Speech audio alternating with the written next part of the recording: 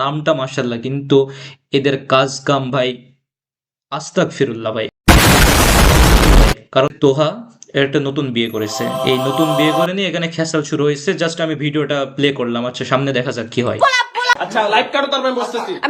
Live চলছে, মানে এদের আমি বলি গাইস, আমি ফার্স্টে বলে দিই এরা এটা ফেক, মানে এরা জাস্ট ভিউ ভাই, এরা ভিউ ব্যবসায়ী।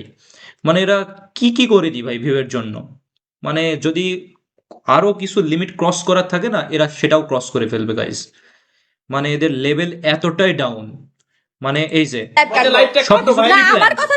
সবকিছু মানে তুই লাইভে এসছিস ঠিক আছে, বক বক করছিস ঠিক আছে, কিন্তু পাশ থেকে ফোনটার হাত থেকে গাড়ি নিতে পারছে না গাইজ, এটা লক্ষ্য করবেন আপনারা। মানে যাই হয়ে যাক না কেন, আমাদের ফুটেজ চাই, মানে সব ফুটেজ চাই ওরা। ফুটেজ হলে কি হবে, ভিউ আসবে, ভিউ আসলে কি হবে, ডলার্স আসবে, বোঝা যায় গাইজ তোরা ফেক। আর এই যে মানে বিয়ে করেছে, মানে মাথা থেকে কোনো ঘোমটাও সরাতে পারেনি, আর অবভিয়াসলি প্রিপ্ল্যান্ড ইয়ার। লাইভটা কাটো ভাই, মানে লাইভটা কাটো। সে বলছে লাইভ কাটো লাইভ কাটো, সে নিজে হাত থেকে ফোন নিয়ে লাইভ কাটতে পারছে না কেন? কেন কাটবে সে? তার তো দরকার ফুটেজ, তার দরকার ডলার্স, তার দরকার ভিউয়ার্স। ফোন হাত থেকে নিবে না কেউ, কেউ নিবে না, কেউ নিবে না। আর এই যে বসে আছে চুপচাপ, এদের গাইজ এদের ধোলাই দেওয়ার প্রয়োজন, মানে এদের ধোলাই করতে হবে। আর